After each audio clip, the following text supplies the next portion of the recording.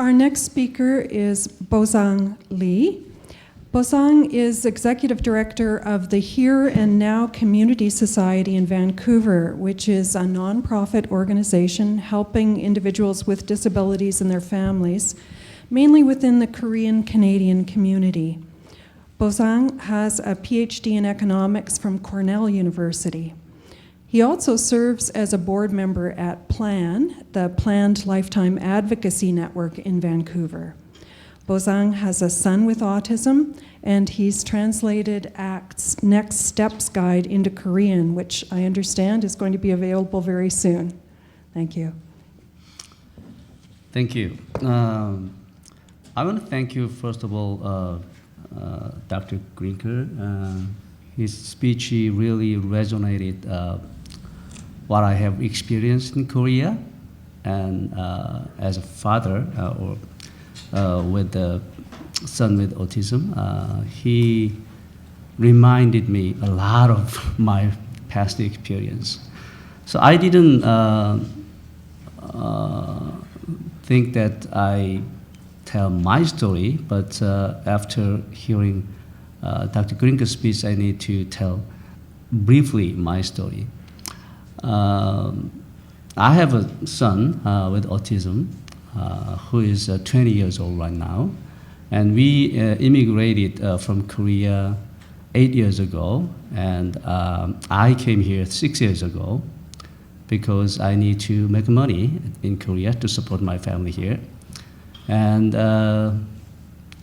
maybe you know that why many Korean families immigrate from Korea, because kind of a social welfare system might be not good in Korea compared to here in Canada.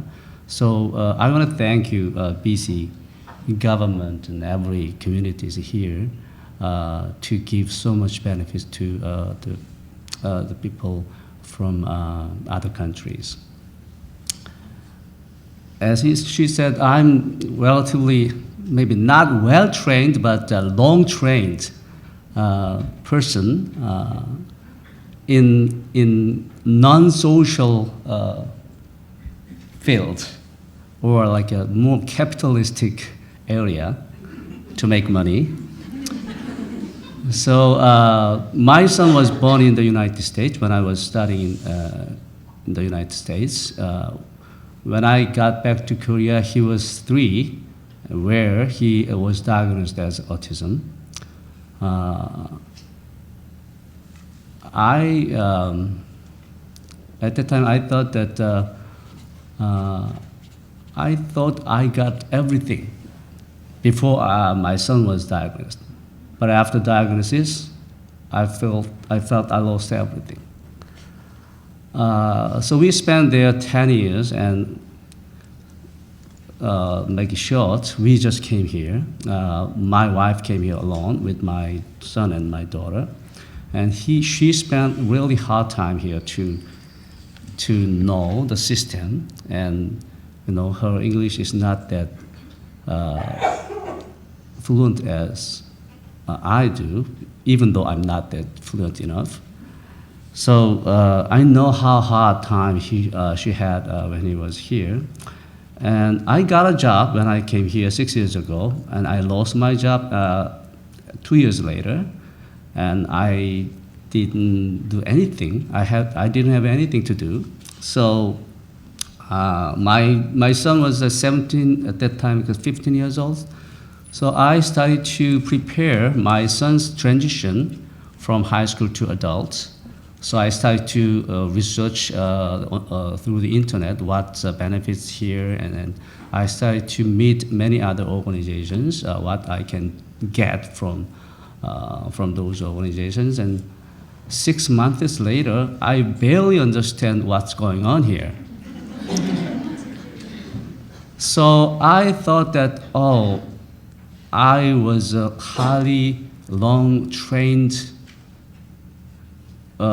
dad person, but there are so many families, Korean families, who have only single mom, and the people, the children with disability. how could they find this information, and how could they get some help from other organizations without speaking English and without time to search anything? So maybe I need to summarize what I have found and let them know what's going on here in Korean. So we established this organization, Here and Now Community Society, and I translated many other information from like ACT, BC government, and other plans, so many things. So we created a website both in English and Korean. That's how I started this thing. It's very strange for me, actually, to stay here and sit here to talk about the totally different area than I have devoted. So now that's my brief story, and I start what I have prepared. So I want to talk about the current situation of Korean community. According to statistics in 2015, there are 220,000 Korean people living in Canada, and in BC there are 72,000 Koreans.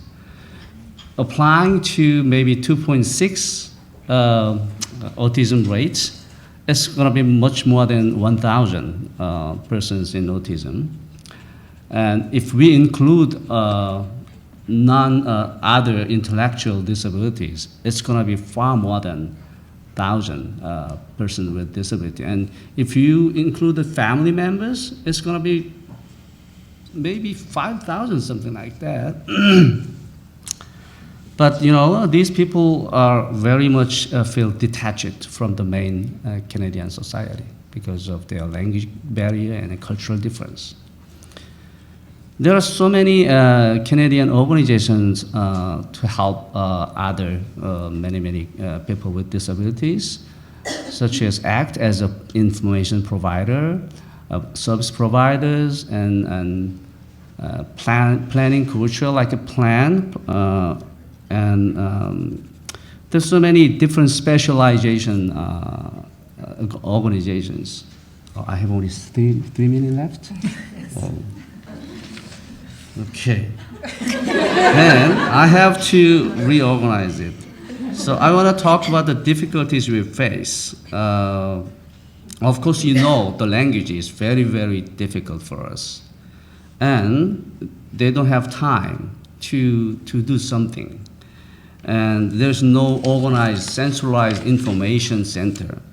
So that's what we did. So we had a centralized information, but there was only one staff, me. I did everything here without getting any funding from somewhere else. And also, let's see, and they don't know the Korean-speaking professionals.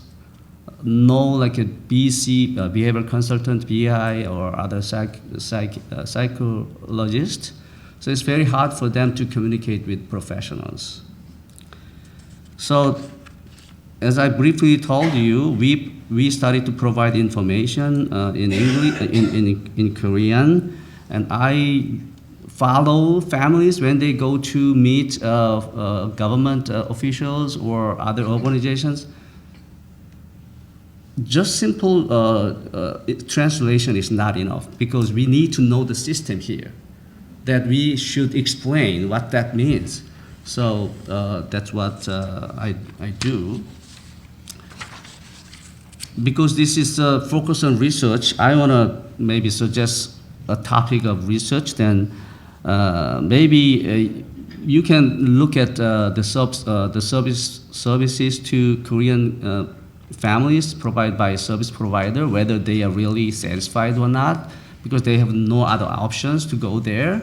So maybe you need to look at if you provide culturally responsive, sensitive service to those families, then their quality of life might increase. And the other one is, as Dr. Kuninko said, our culture is very avoiding or not opening society. So we need to find something to how to enter or how to reduce the barrier that they can open their children's issue. So I think it's very good to hear from Dr. Kuninko said that you, including you, not me, you need to create how to enter the marginalized families, not from us, because we happen all the time that we have to go to the mainstream as a disability in English. Parents also have a disability because we are very lack of communicating skill because we don't speak English. And culturally very difficult. Socially, we are very shy people. We cannot approach to you before. So I want you to come to hold our hands to walk together.